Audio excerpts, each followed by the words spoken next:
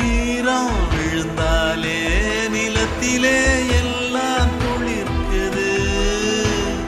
நேசம் பிறந்தாலே உடம்பெல்லாம் ஏனோ சிலுக்குது.